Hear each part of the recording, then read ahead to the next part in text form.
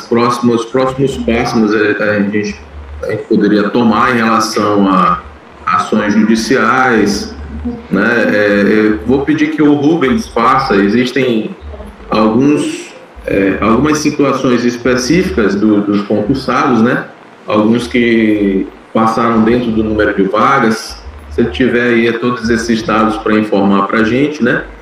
E em cada grupo desse foi pensado uma situação específica de atuação judicial. E aí o Rubens poderia fazer essa exposição inicial, depois a gente passava a palavra para o Dr. Lyndon Johnson para ele falar um pouquinho da ação civil pública, né, que existe movida pelo Ministério Público. Ok, Lisa? Tá bom, Cássio. Eu vou então compartilhar minha tela e vou abrir lá na pasta. Deixa eu procurar aqui. Deixa eu primeiro abrir a minha pasta. Só um minutinho, deixa eu abrir ela aqui.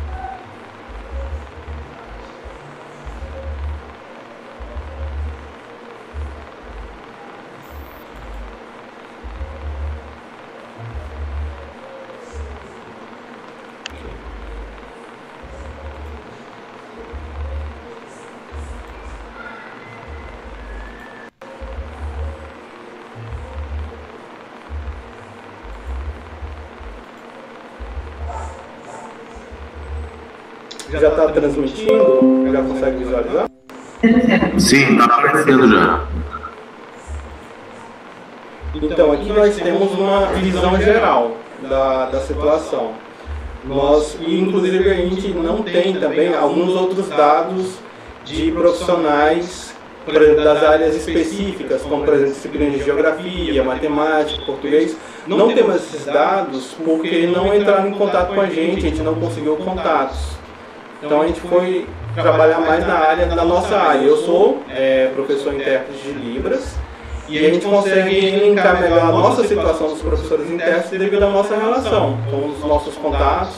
Nós temos uma colega que ajudou bastante, que é a professora Rosângela. Então ela tinha muitos contatos, foi ela que criou esse grupo que nós estamos hoje, do grupo do WhatsApp.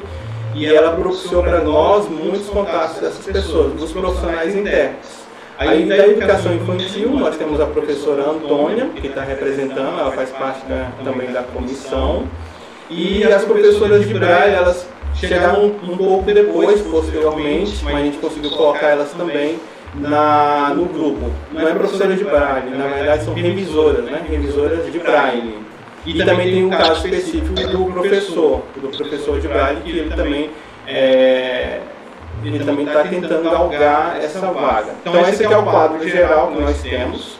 No caso dos intérpretes, que eu tenho mais propriedade para dizer, é que são 28 pessoas que foram aprovadas no concurso público e abriram 20 vagas. Dessas 20 vagas foram convocados 13 e faltam 7. Então 7 profissionais que estão nas vagas imediatas, que têm o direito de assumir. A obrigação, né? O direito deles de assumir até o momento não foram convocados. Então foram 7. De qual área? Esses são de intérpretes de Libras. De Libras. De Libras, são os intérpretes. Então são 20 vagas que foram abertas, né? Foram 17 vagas imediatas e 3 vagas para pessoas com deficiência. Pessoas com deficiência. Então total 20 vagas. Faltam serem convocados 7 imediatos, mas tem os outros também em cadastro de reserva. Nós sabemos que o município tem carência, nós temos um mapeamento, eu tenho um mapeamento da carência total de alunos com deficiência auditiva, de surdos. Cadê o microfone? Não é o meu. É o meu? Não é o meu. Continue. Tá, a gente tem, só que esses dados que eu tenho coletados são informais. Até a gente comentou na reunião que nós tivemos essa semana que eu tenho alguns dados, só que informais, não foram vindas de forma formal pela prefeitura, até porque a prefeitura ela tem uma dificuldade de passar essas informações para nós. Então eu tenho um contato direto com as coordenadoras dos intérpretes. Então essas coordenadoras me passaram esses mapeamentos. Então elas me passaram um mapeamento da situação, só que na época quando eu fiz o mapeamento foi em 2018, da situação geral de alunos surdos que não haviam atendimentos, que não tinham acompanhamento de intérpretes de Libras. Só que isso em 2018, antes da pandemia. Então o quadro mudou, eu não sei mais como é que é o quadro atual. E também tem um mapeamento daqueles que estão irregulares, que são os intérpretes que estão em desvio de função. São professores efetivos do quadro, são professores de outras disciplinas, contudo eles estão exercendo a função de intérpretes, então estão em desvio de função. São 10 profissionais que estão nessa situação. Então assim, acredito eu que são vagas que nós que passamos no concurso poderíamos estar exercendo, estaríamos atuando, né, trabalhando, e não só os das vagas imediatas, mas os demais também que foram aprovados, né? São 15, então a gente vê aqui na tabela, ó, são 15 profissionais intérpretes que estão aguardando serem convocados, tanto os que estão nas vagas imediatas, como os que estão no cadastro de reserva, os excedentes. Temos também uma situação bem parecida, que é as revisoras de Braille. Foram 5 vagas, 7 foram aprovados, mas só 2 foram convocados. Então faltam 3. Faltam 3 revisores de Braille a serem convocados, que estão dentro das vagas. Uma situação parecida com os intérpretes de Libras. O do professor de Braille é um pouco mais delicado. A situação dele, que ele passou para nós, é que foram 2 aprovados na vaga deles. Eu estou falando muito rápido, não, né? Foram 2 aprovados nas vagas de pessoas com deficiência. E ele ficou em segundo lugar. Aí a primeira pessoa que ficou em primeiro lugar, no quadro de pessoas com deficiência, disse para ele que não ia trabalhar, não ia querer participar da vaga. Então ele acreditou que a vaga seria dele.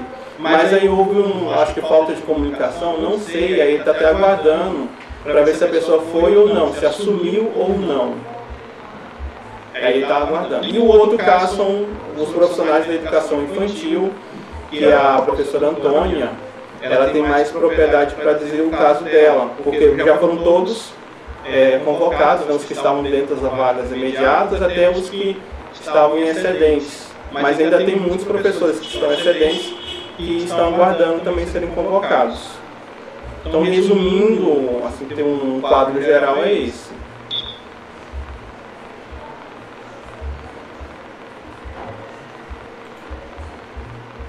Deixa eu tirar aqui da tela. Vou tirar. Ok, Rubens.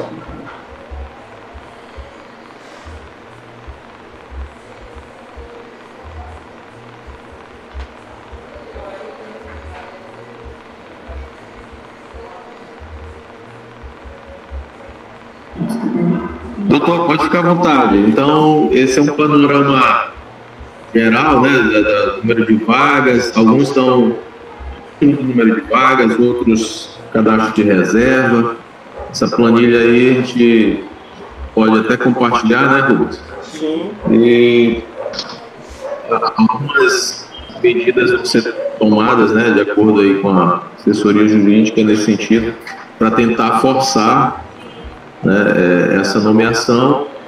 A gente queria saber do senhor em relação a essa ação civil pública, né? Porque a gente conseguiu visualizar que houve uma tentativa do município de suspender a liminar concedida pelo Dr. Douglas, no Tribunal de Justiça, e o desembargador negou, né, indeferiu essa tentativa. E assim, tem outras movimentações lá que o senhor poderia esclarecer para a gente melhor. Ok. Tem mais alguém que quer falar alguma coisa aí? Tem alguém que está pelejando aí que eu notei? Tem uma professora querendo falar. Vale.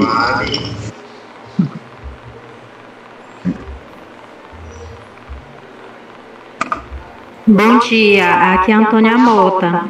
Eu represento a educação infantil, zona rural. Faltam 17 para ser convocados. Somos excedentes, já foram convocados até o 211 e faltam esse restante, somente 17. Dentre esses, tem uma que é seletivada ainda.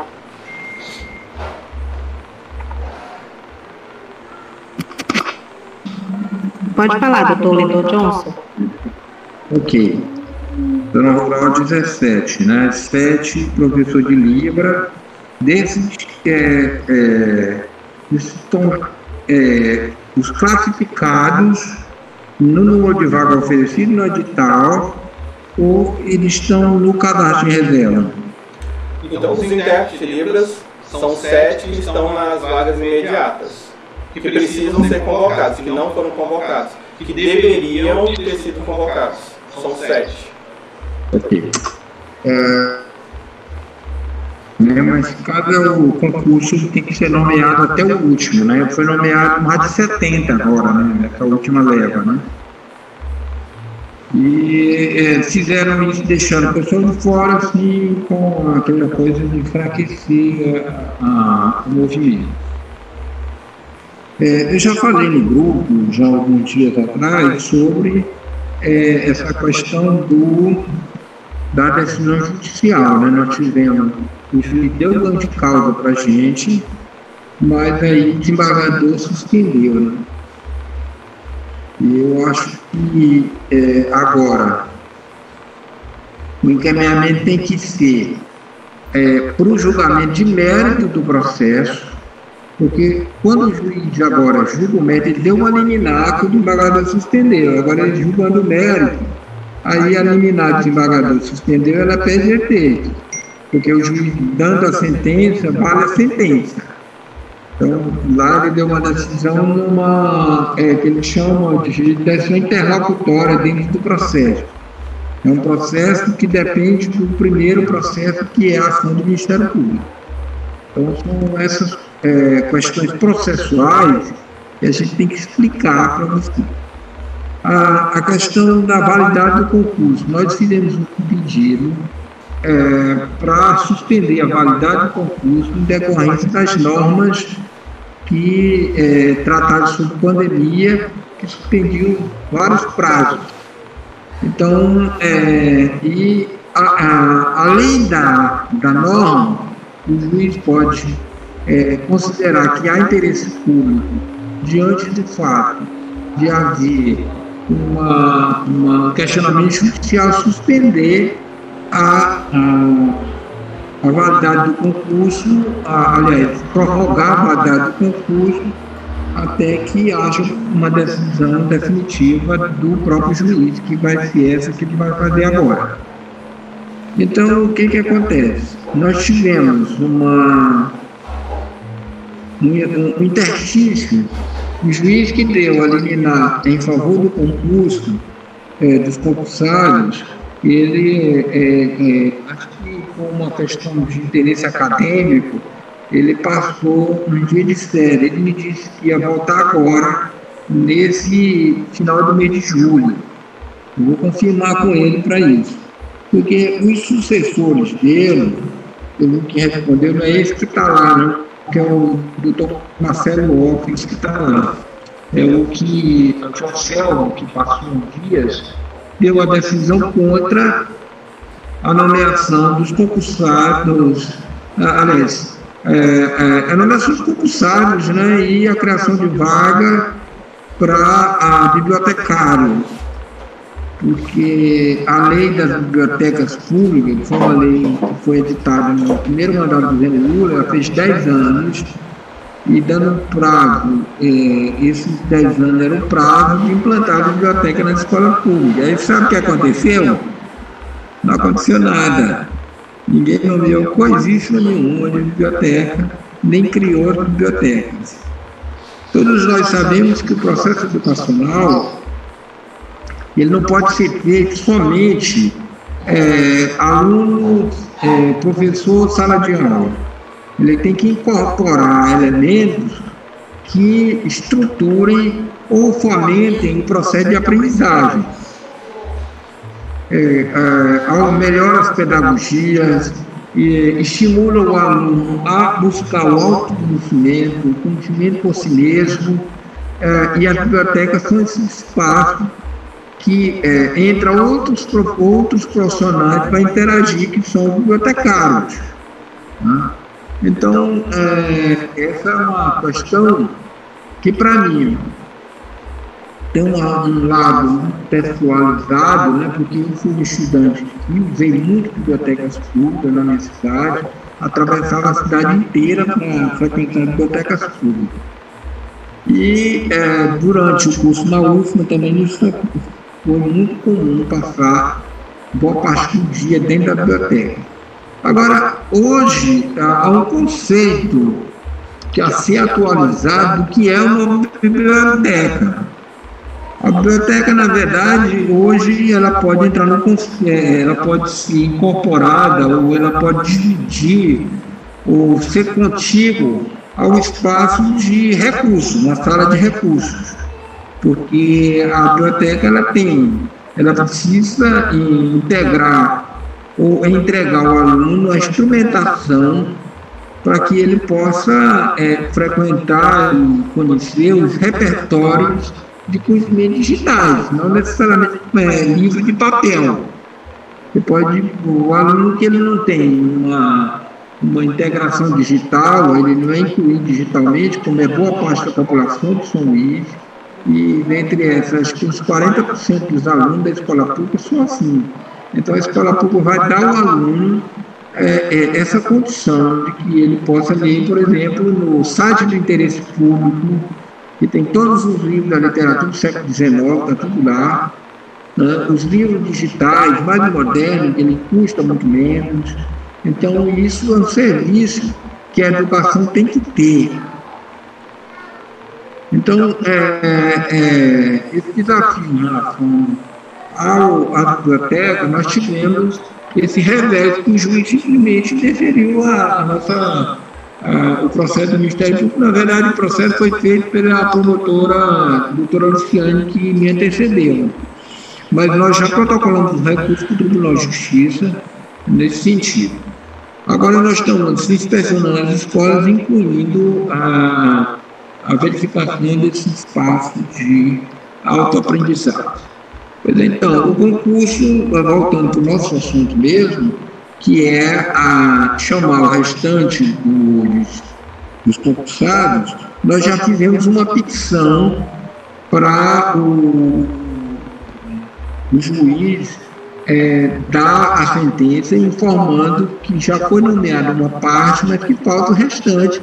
Então ainda há um interesse na manutenção da causa. Porque o município, inclusive eles falaram nas redes sociais, nós nomeamos, agora não tem mais nada com concurso. Foi falado também no grupo isso aí.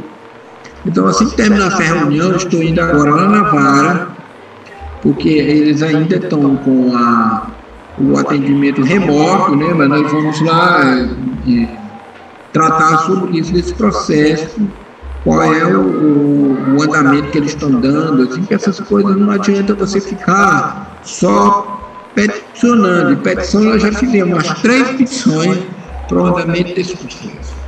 Então é uma coisa assim que a gente tem que ir lá e arrumar o trato, né? Aquela coisa de conversar, que é praticamente um serviço de advogado que a gente vai incorporando esses dados para poder dar uma resposta positiva para as pessoas que estão esperando e que têm direito a serem nomeados. Né? Nós não podemos abrir mão disso, nós vamos ter que ir às últimas consequências para garantir esse direito. Nós temos um desenho muito claro da atual gestão, uma dificuldade no trato com essas coisas das categorias profissionais da educação, profissionais da educação no modo geral. Na última reunião nós tivemos, inclusive, uma reclamação do próprio secretário em relação à presença do pessoal do Fundo de Educação na fiscalização da estrutura escolar. Enfim, uma coisa inaceitável, né? Porque fiscalização de obra pública é um ato de cidadania, né? Se você vai construir uma casa, você tem que ter toda a documentação lá pronta para qualquer fiscal da prefeitura que aparece do nada, ou aparece vários fiscais, aparecem várias vezes por dia para verificar essa documentação. Como é que o município não vai oferecer à cidadania, que é a referência maior do regime sociopolítico, jurídico e moral de uma sociedade? Então, essa que é a situação. Nós vamos tratar isso aí agora. Nós estávamos, como eu disse, aguardando o retorno do juiz titular, porque eu acredito que ele será coerente com a liminar que ele já nos deu. Então, precisa ter esse jogo de cintura para poder chegar a bater nessa situação e não colocar em risco a demanda e prolongar a discussão do Tribunal de Justiça. Porque nós temos uma decisão favorável na primeira instância, aí já é para a prefeitura o ônus de estar recorrendo dessa decisão. Você não acha?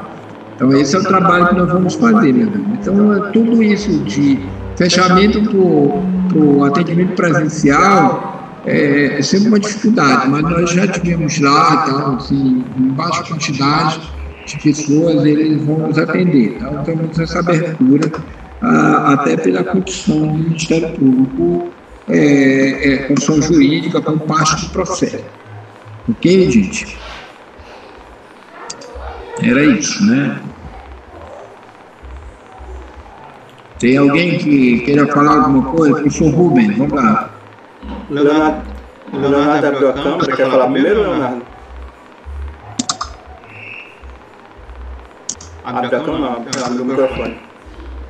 Você manda essa planilha para a gente aí, professor Rubens, que ela está sistematizada os dados e a gente vai juntá-la no processo, ok? Mando sim, mando outros também, temos outros documentos que a gente envia também. Perfeito.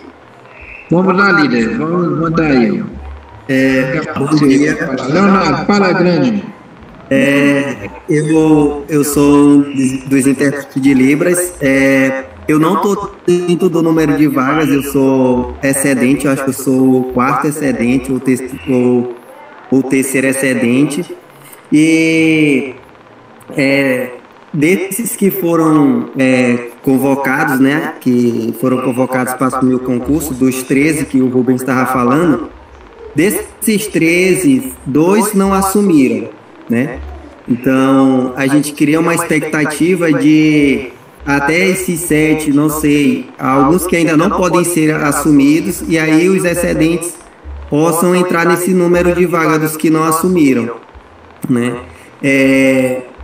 Também pensar, doutor, porque foi uma prova assim, porque assim, a gente da área de Libras, assim, acho que também como da de Braille, além da prova teórica, a gente também passa por provas práticas, né? Que testam as nossas habilidades no conhecimento da área de Libras, saber se a gente é fluente na língua. Então, assim, são provas que são difíceis e a gente consegue a aprovação nessas etapas, e na hora de ser convocado é uma demora, né? É uma demora, e como o Rubens falou, a gente conhece, sabe que tem a carência, mas a administração não convoca, né? Eu até participei de uma das reuniões lá na CEMED, e era bem visível na fala deles dizer que eles preferiam ter seletivado do que concursado por causa dos gastos, né? A gente percebia isso na fala, né? Mas a carência tem, as vagas existem, mas infelizmente a administração não tem como prioridade, né, convocar as pessoas. Aí fica protelando e a gente fica nessa angústia, né? Ok, antes que a professora Sheila entrou aí, mas a gente vai esclarecer alguma coisa. Deixa eu lhe dizer. Esse trabalho em relação à valorização do concurso, algumas questões não é só uma soma aritmética de tantos nomeados para tantas vagas. É o seguinte,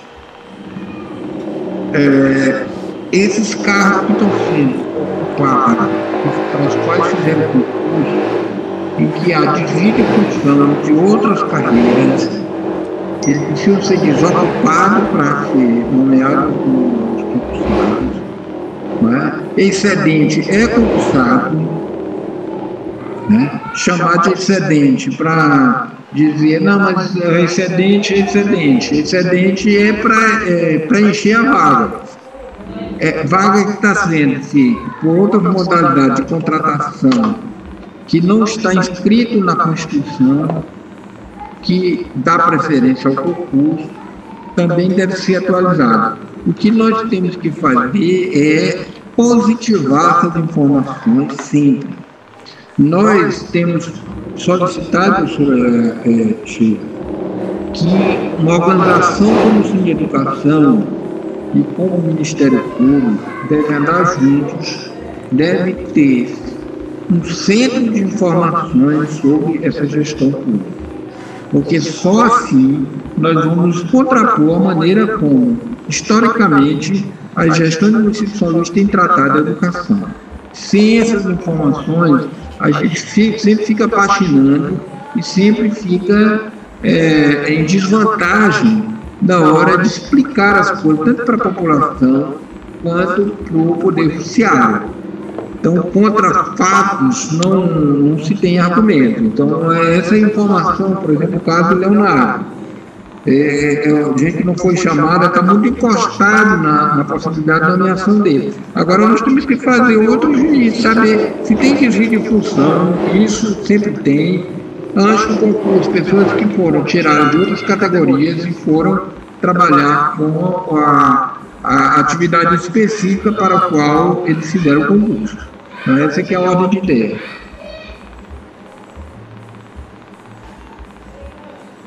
Olá, grande presidente, Sheila.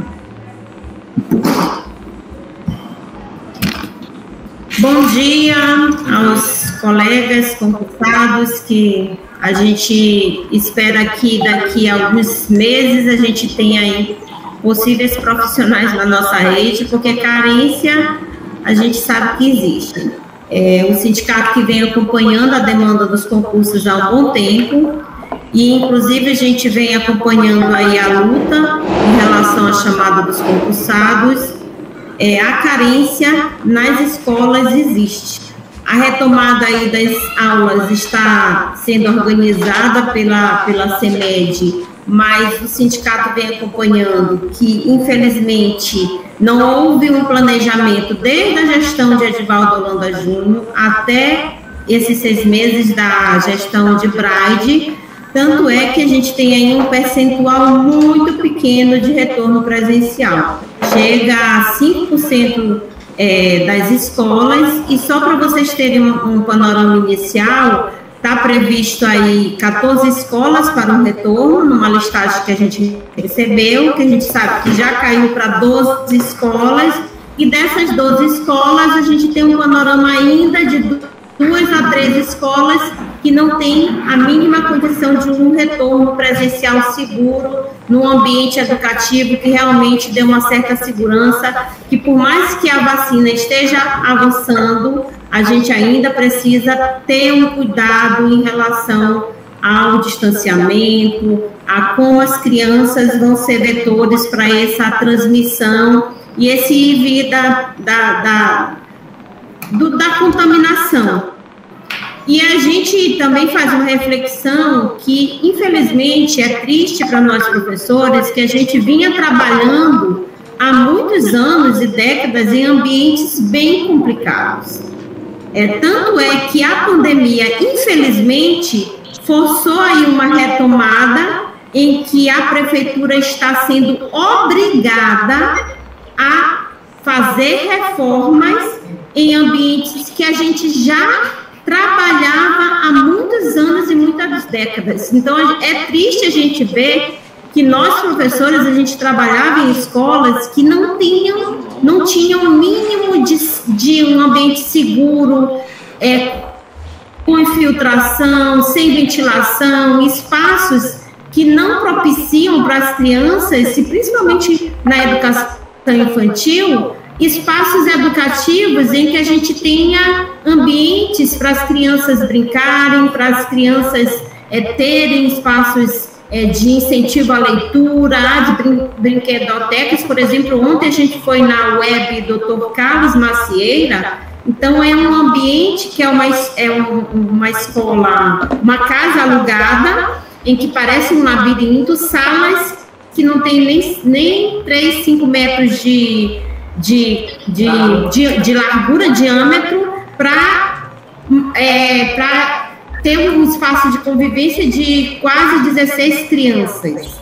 Então, a gente tem ali que não tem ventilação, abafado, sem espaços para as crianças correrem, brincarem. Então, a gente tinha na escola pública e tem esses espaços, e que por causa da pandemia, a gente está obrigando a prefeitura a fazer melhorias. Mas que se não existisse a pandemia, infelizmente, os profissionais da educação trabalhavam nesses espaços, sem a mínima condição de propiciar às crianças, aos adolescentes, um ambiente educativo que possa, de fato, fazer um desenvolvimento humano. E aí, quando a gente faz esse panorama aí da realidade da educação pública municipal, é para entender que os profissionais, quando eles são concursados, eles têm um compromisso muito maior de não aceitarem e de não concordarem com as condições que estão postas para a escola pública. Então, acho que o sindicato ele tem uma função muito importante de acompanhamento dessas vagas. Inclusive, a gente está forçando aí nessa semana, e aí foi um acordo que foi feito na última reunião com a secretaria, de que a secretaria abra de forma imediata a mesa de negociação para a gente debater não somente com as instâncias internas da CEMED, mas para que a gente possa debater com o prefeito Brade, com a Secretaria de Governo, com a Secretaria de Administração, que também é responsável pela chamada dos concursados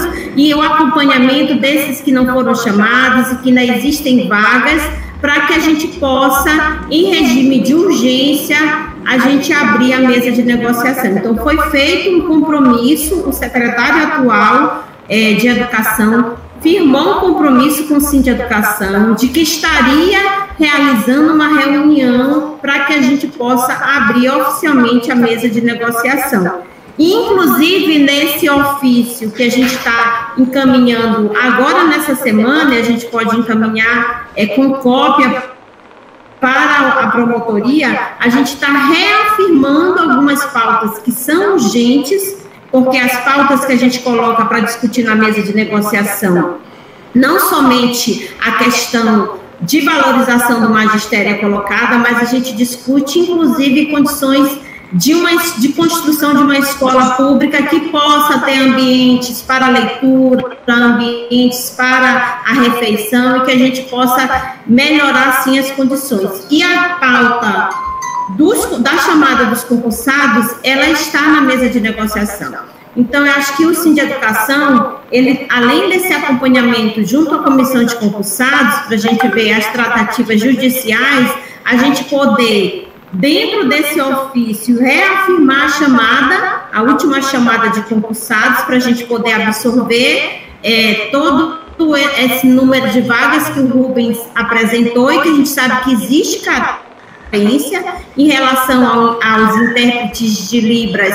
A gente fez recentemente, nesse semestre, uma reunião, e inclusive os intérpretes de Libras, eles fazem uma exigência que é necessário que tenha mais profissionais para que eles possam ter garantido o tempo de descanso deles em relação a uma hora que é colocada legalmente, para a atuação nas salas de aulas, então existe carência real. Na educação infantil, a gente sabe que com o retorno presencial sendo lentamente chamada, assim como a retomada das aulas, existe a carência de que a gente possa ter um acompanhamento maior das crianças nas escolas. E em relação ao Braille, a gente sabe que, como a gente sempre reafirmou, o de Educação foi o primeiro concurso para essas áreas, então não existiam esses profissionais, e a rede pública, que tem 261 escolas, necessita, sim, desses profissionais. Então, o de Educação, além do ofício, colocando na pauta da mesa de negociação essa demanda, a gente também vai reafirmar o ofício para a Secretaria de Governo, para que a gente possa chamar uma reunião para tratar sobre essa demanda da chamada dos concursados, junto com a representação da comissão dos aprovados. Acho que a gente pode fazer, enquanto sindicato, essas duas mobilizações administrativas, para a gente forçar uma reunião para a chamada dos concursados, para que a gente possa ter uma carência real de um concurso que está findando, mas que a gente tem ainda um prazo hábil para que a gente possa ter essa convocatória sendo validada. Acho que as centrais que o sindicato pode estar atuando nessa frente em relação à chamada dos concursados. Aí acho que a gente pode abrir, se há algum professor, algum diretor do sindicato quiser falar, complementar. Se tem alguém inscrito no chat, e a gente vê como é que seriam os encaminhamentos para essa próxima semana. Não tem ninguém inscrito. Estela. Bom dia, gente. Fazer uma observação. Adriana aqui. O professor Leonardo colocou a questão dos, que foram chamados 13, e dois não assumiram, e aí eles desejam pleitear essas duas vagas que está aberta, né?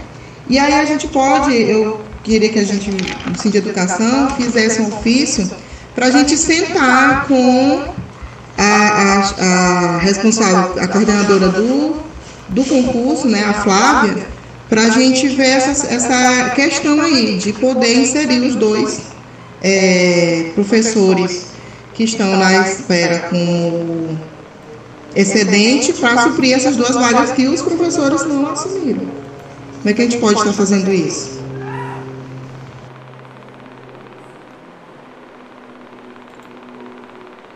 Pois é, eu vou fazer uma observação aí sobre a fala do professor Tire. Já foi relatado no ano passado do Cine de Educação o descaso que a gestão da instituição sempre teve com a representação sindical contra a organização que representa os profissionais da educação. Então, há uma dificuldade de diálogo com o que a gente chama de gestão municipal, né? Secretário. Assim.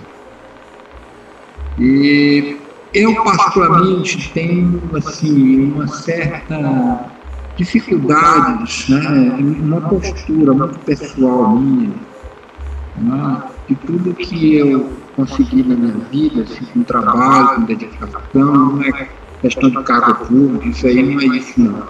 É a maneira de amadurecer e conseguir me relacionar com as pessoas. Eu tenho essa postura de que nada mendigado é digno. Não faço isso. Se a pessoa não quer nos atender, não quer conversa com a gente, comigo funciona assim. Eu também, não é que nem gato, né? Gato, você chega no lugar, você dá bola para ele, também não te dá bola. Então, os comportamentos assim, que eu preservo muito, assim, que se a pessoa não quer um diálogo com o Ministério Público, eu também não vou correr atrás para o camarada estar fazendo cara de paisagem em reunião. Por que isso? Porque nós temos os instrumentos para que o sujeito tenha uma atitude como essa, ele não saia andando por aí. Porque mais cedo ou mais tarde, ele vai enfrentar o banquete das consequências. A administração passada, no Instituto São Luís, nós vamos ter uma grande conversa com eles ao longo dos anos. Deve reservar o tempo da vida dele para nos encontrar em audiência pública, inclusive com integrantes da direção do sindicato, que são testemunhas nesses processos. Se a gente não tratar esses camaradas desse jeito, eles vão sempre ficar nesse negócio. Os colegas que são das entidades sociais e o outro colega ficam nesse negócio de marcar reunião. Nós vamos fazer uma reunião, aí o camarada está com o PowerPoint lá e fica lá explicando o que não vai acontecer. O PowerPoint, ele não é instrumento de gestão. Instrumento de gestão chama-se LOA e PPA. Então, se o camarada não quer colocar as coisas conforme o que é correto, aí é mais um elemento que dificulta a gente ter um nível de diálogo mínimo com esse tipo de gente.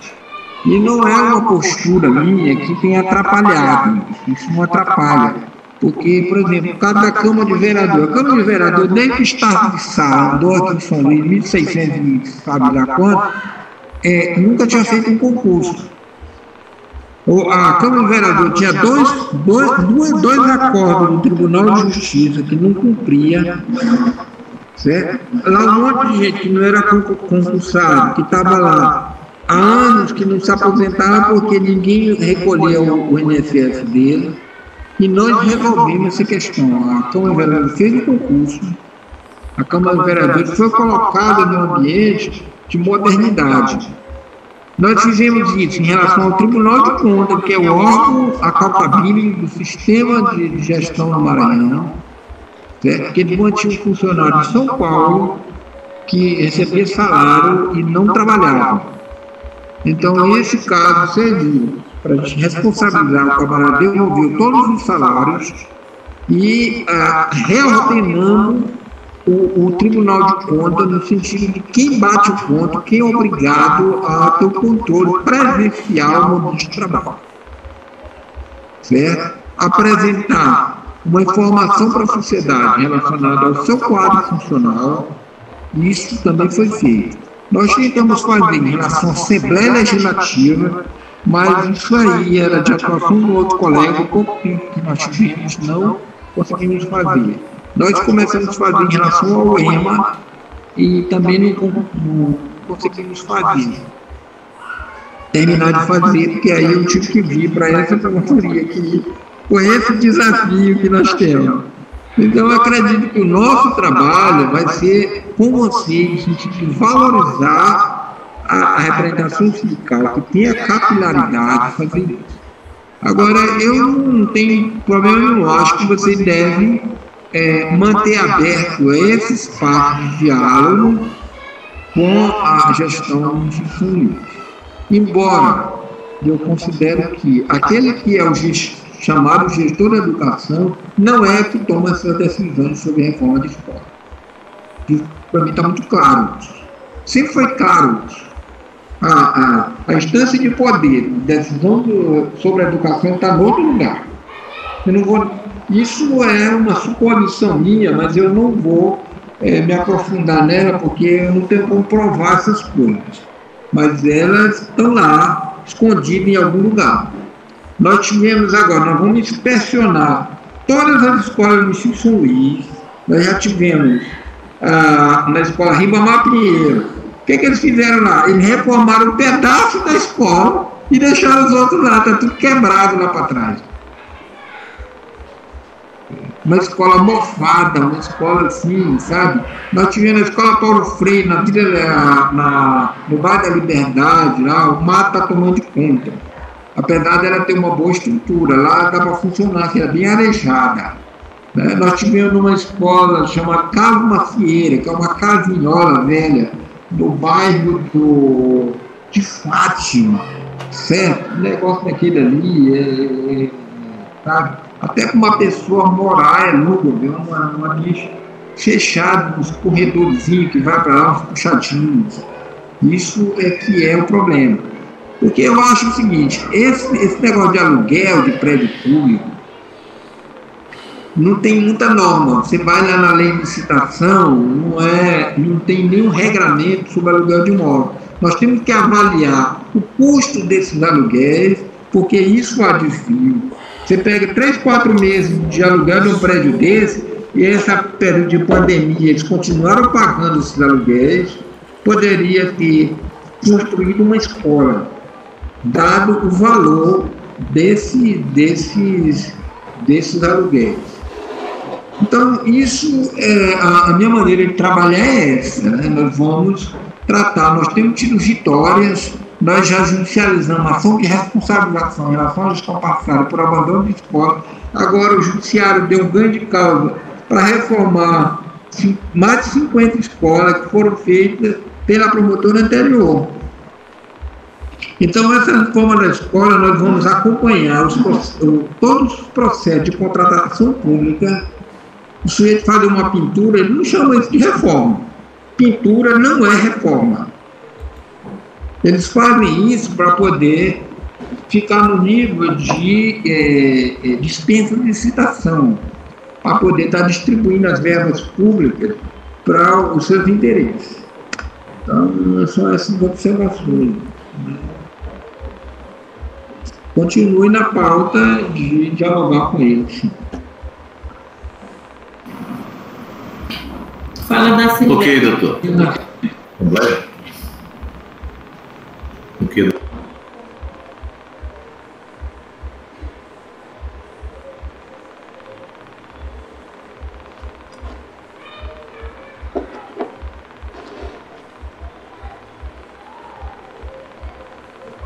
Pode continuar. Tem mais alguma coisa? Ok. Mais alguém quer falar? Acho que a gente poderia reafirmar aqui os encaminhamentos, né, dessa reunião. Inclusive, na reunião que nós tivemos, eu não sei se a assessoria jurídica do grupo, né, da comissão de concursados, na verdade o sindicato tem a participação e o interesse, né, na defesa aí da nomeação de todos os concursados, tanto aqueles que estão dentro do número de vagas como cadastro de reserva, todos que fizeram concurso, né? A gente sabe que existem essas vagas e que há uma prática, quanto mais da CEMED, em manter os seletivados de forma precária, né? E logicamente que o nomeado ele também tem mais força política, né? E a gente tem até dificuldade de representação enquanto sindicato. A nossa assessoria jurídica não pode ter um impedimento de representá-los diretamente. Então, a assessora que está auxiliando, ela sugeriu como encaminhamento que eles fizessem, aqueles que estão dentro do número de vagas, fizessem a juntada de documentação para que entrasse com uma ação de obrigação de fazer, né, tentando forçar a CEMED, o município, a fazer essas nomeações, né? Apesar deles já terem feitas algumas, né? E as outras formas que a gente pode atuar é continuar a pressão, né? Acredito que a comissão pode também se articular para fazer alguma movimentação na porta da prefeitura, né? O grupo é bastante organizado, e dizer que o sindicato apoia, né? Qualquer atividade que venha fazer aí né, uma articulação de reunir esses professores e fazer uma manifestação, certo? Mas a gente precisa também pressionar, estar presente, né, nessas secretarias, para que eles vejam que a gente não esqueceu a luta, né? Mas os colegas podem sugerir outros encaminhamentos. Eu estou agora, nós estamos finalizando uma petição que tem um conteúdo declaratório, como eu já falei isso para vocês, né? De reconhecimento de racismo estrutural no ensino São Luís, na gestão da educação. Nós temos mais ou menos umas 15 evidências disso aí. E nessa ação, o juiz solicitando para o juiz para ele determinar as medidas em relação ao julgamento das contas de gestão, da gestão passada, que estão lá jogadas no Tribunal de Contas, a perder de vista as últimas dessas no Tribunal de Contas que foram julgadas, elas já chegam no Ministério Público prescritas. Então isso é inaceitável. Isso é uma estrutura de poder vocacionada para vulnerar os usuários do serviço da educação, porque isso torna atrativo a corrupção no sistema da educação no São Luís. Você não tem nenhuma outra interpretação. Você tem a violação do direito do profissional da educação de trabalhar nesses ambientes insalubres, de retornar essas aulas, como essas salas da escola que eu falei agora há pouco. É um ambiente muito difícil de trabalhar, independentemente de pandemia. E com a pandemia torna muito mais agravante. Então eu gostaria que vocês marcassem um ato público para a gente poder divulgar isso para a sociedade. Esses conceitos de racismo estrutural são conceitos que são de equalização da realidade histórica e social dos grupos que estão na sala de aula da educação do ensino São Luís, e não só de alunos, de professores também, todos os profissionais envolvidos nisso aí. Isso tem que ser um resgate da educação como instrumento de melhoria da vida da nossa população, o resgate da dívida social que nós temos numa cidade cujo progresso foi construído com mão de obra escrava. Isso é inaceitável. Não adianta nós queimar a estátua lá do Borba Gato, porque isso aí não vai melhorar a educação do pública, que é a maneira de você tratar os descendentes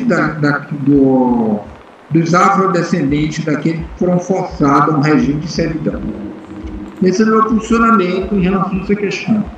Às vezes as pessoas ficam um pouco chocadas com essa maneira que a gente tem de abordar as coisas, mas é a maneira que eu tenho de ser, a maneira que eu acho que seja verdadeira. Não adianta estar dizendo que porque a reunião foi muito progressiva, foi muito construtiva, contribuiu muito. Não contribuiu nada. Dialogar com pessoas que não querem resolver os problemas é um negócio frustrante. Então, reunião, sim, vamos dialogar com ele. Agora, saber que depois da reunião vai ter as consequências. Essa maneira que nós temos de trabalhar, viu? Vamos lá? Certo. Eu só gostaria de contribuir com uma fala, se permitir. Sim, pode contar. Eu não vou abrir minha câmera porque eu estou com um pequeno problema na conexão. Acho melhor não abrir. Eu vou ficar mais próximo também do notebook para melhorar o áudio. Uma das contribuições que a comissão tem empenhado é o que o professor Cássio já mencionou, que nós tivemos uma reunião terça-feira com a assessora jurídica, a qual ela propôs alguns encaminhamentos. Aí, só para complementar a fala do professor Cássio, que aqueles que estão dentro das vagas imediatas, a proposta seria uma ação ordinária de obrigação de fazer com o pedido de urgência, para tentar forçar isso também. Embora eu também entenda que o diálogo também seja um dos caminhos, principalmente para aqueles que não estão dentro das vagas imediatas, os que são excedentes, que estão no cadastro de reserva, mostrar para um município que há carência, eles sabem dessa carência, só que o nosso maior problema é comprovar isso. Como eu falei, eu tenho documentos que comprovam, eu tenho um mapeamento que comprova a carência de pessoas com deficiências, alunos, estudantes surdos, que não estão sendo acompanhados por professores intérpretes de Libras. Só que esse mapeamento foi em 2018 e é um documento informal. Ele, embora tenha saído de um profissional da CEMED, mas não foi da própria CEMED. O que eu gostaria de questionar, Dr. Lindon Johnson, é se não é possível emitir uma notificação para a prefeitura, dando obrigatoriedade de notificar, de informar esse quantitativo da necessidade, porque existe, conforme a professora Sheila mesmo mencionou, existe a carência, nós sabemos, mas a gente queria que viesse da parte deles essa carência, até uma medida de formalizar isso, né, documentar e mostrar que tem que chamar todos os aprovados, não só aqueles que estão dentro das vagas, mas todos que foram aprovados no concurso público. Eu acho que, e mesmo convocando aqueles que foram excelentes, ainda não vai suprir a carência real do município. Então, gostaria primeiro de questionar isso, se é possível fazer essa obrigatoriedade para o município. E também gostaria de informar que a gente até, depois dessa reunião que tivemos na terça-feira, a comissão foi lá na prefeitura tentar marcar uma reunião com o secretário de governo, o doutor Enéas, né? Dr. Enéas, para nos reunirmos juntamente com o sindicato. Mas a professora Sheila já até colocou, né, que ela vai elaborar um ofício para estar enviando para tentar esse diálogo. E o senhor reafirmando que vai tomar essas medidas, né? Conversar com o juiz. Eu gostaria até de saber o nome do juiz para até colocar na ata, se possível, depois, que vai, no caso, proferir a sentença a favor dos aprovados. Eram só essas as observações. Ok, nós podemos fazer essa solicitação que vocês estão pedindo. Na verdade, quando nós tivemos uma reunião, eu não sei se o Sindicato de Educação estava presente, com a Esminha, né, a Breve, que passou pela educação institucional 15 dias e meio. E ela me disse que tem tanta vaga que eles estavam planejando outro concurso. Agora, o plano de Esminha e o plano da educação parece que são diferentes. Enfim, é essa coisa, né? Mas nós vamos continuar com essa solicitação. Nós temos várias solicitações em andamento institucionais. Eles não podem dizer que nós não procuramos, que nós não queremos diálogo. Agora, do jeito que a postura não dá. O cara marca uma reunião e depois diz que não tem agenda. E eu não vou sair do Ministério Público e lá na secretaria fazendo reunião com o secretário. Isso eu não faço. Isso o Ministério Público não faz. O Ministério Público nunca fez isso. Eu nunca fiz reunião nesses 26 anos do Ministério Público, fora do Ministério Público.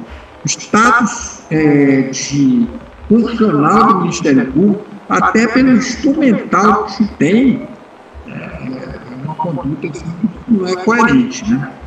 Mas nós vamos sempre protocolar esse tipo de solicitação, sim. Quando vier a ata que é registrada essa solicitação, aí já fica justificado essa solicitação, ok? Vocês também poderiam marcar uma audiência com o juiz do processo. Está faltando ele sentenciar. Ele me disse já há algum tempo atrás que o processo ainda não estava pronto para sentenciar. Alguns trâmites precisam ainda ser encaminhados. Mas já faz tudo isso. Douglas Melo Martins. Ok? A gente precisa agendar, doutor.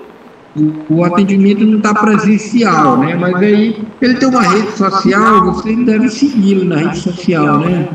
No Instagram, ele posta bastante no Instagram, Twitter, e lá você contava com ele, que o processo está com ele. Ele é uma pessoa bem acessível e é o cidadão que vai decidir essa situação. Ok, coloca isso aí, Rubens, nos encaminhamentos, né? Sim. Acho que faz a ata e tudo que foi sugerido aqui de encaminhamento, coloca na ata e depois encaminha essa ata para todos, né? E aí vocês se organizem aí para ver algum tipo de atuação para fazer essa pressão na prefeitura e na Sengov, né? Além de protocolar o ofício também, de pedir reunião, tudo que for possível, né? Aí, nesse caso, uma dúvida com respeito a contatar e agendar uma reunião com o Dr. Douglas, que é da vara responsável que está cuidando do processo. Aí fica parte do sindicato? O sindicato faria esse contato? Sim, pois é. Marcar com ele. Nós podemos sim tentar, através das redes sociais, como o doutor Lindon sugeriu, esse contato, né? E a gente vai se falando pelo WhatsApp, vocês também podem tentar e a gente vê quem consegue primeiro. Esse grupo dos concursados, eles estão habilitados no processo de nomeação. Eu só citei na época que eles se habilitassem no processo de atuação junto com o Ministério Público. Então, vocês podem pedir nesse processo, por conta desse processo, a reunião com ele. Perfeito. Acho que a gente poderia ligar para a vara também, Rubens, e aí, como parte interessada, agendar uma audiência com ele, doutor, se a gente não conseguir pela rede social. Certo, ok.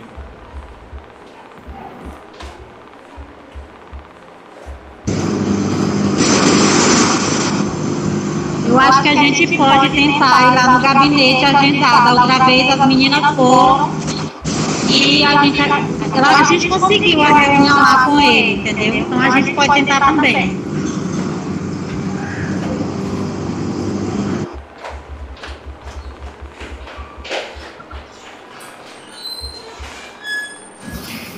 Ok, então acho que é isso, né? A gente fica aí com esses encaminhamentos, depois repassa a ata para todos ficarem cientes, né? Ok, tudo bem. Eu vou organizar a ata, mais os documentos que eu mencionei, e mando para o Dr. Lindon Johnson como cópia para os demais, então. Você pode mandar naquele e-mail institucional, né, que já é o canal de comunicação do Ministério Público com todas as entidades, johnson@mpma.mp.br. O senhor consegue colocar no chat, doutor? O e-mail institucional do senhor? Porque eu só copio e colo, fica mais fácil para mim. Deixa eu ver. Mensagem na chamada, é isso, né? E isso, aqui o chat aqui do lado.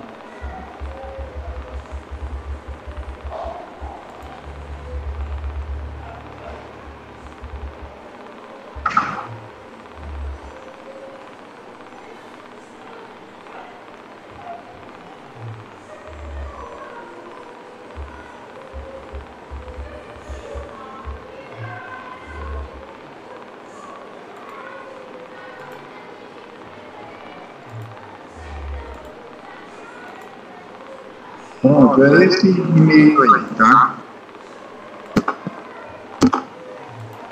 Tá ótimo, doutor. Muito obrigado. Agora, para voltar aqui, né? Bota aqui, né?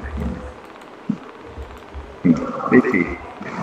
Então, nós vamos comunicar, olha, o nosso trabalho, ele é todo digital. Eu não tenho mais nenhum procedimento de papel. Nós estamos querendo ampliar essa plataforma para as organizações, nós já fazemos isso com os conselhos tutelares.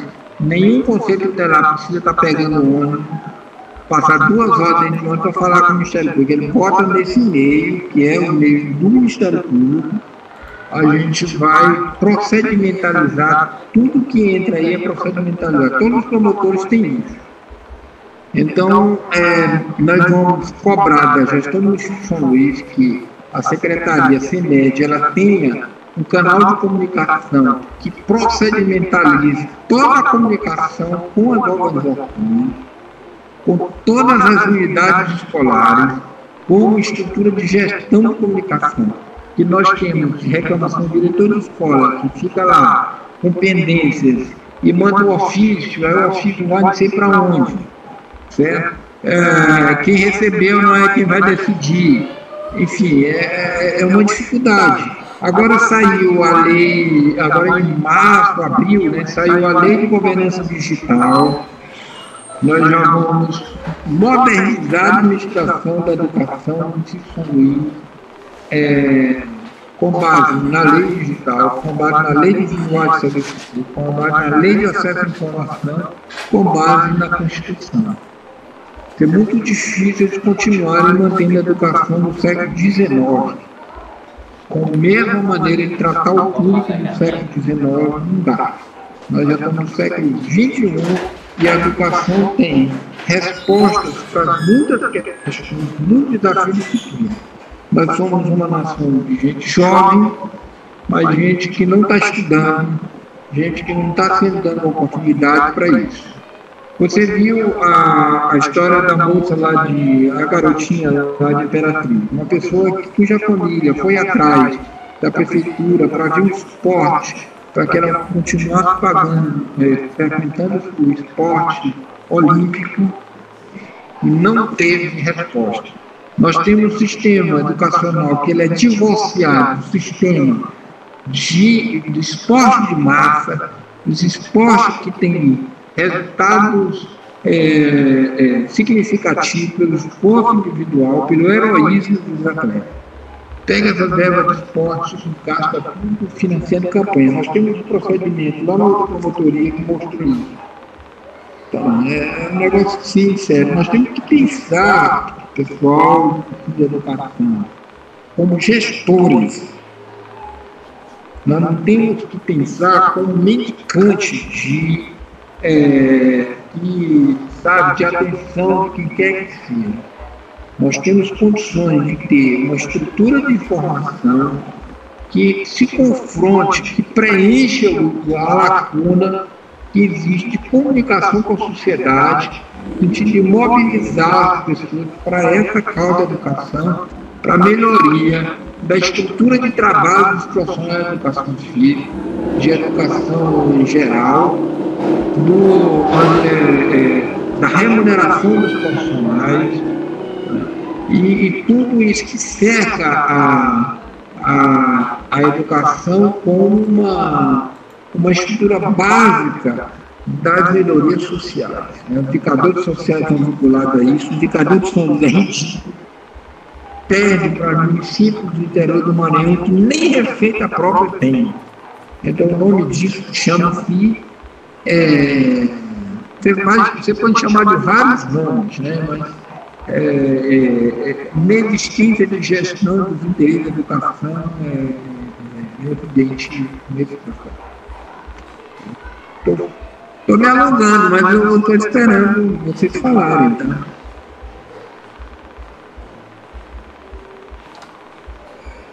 Ok?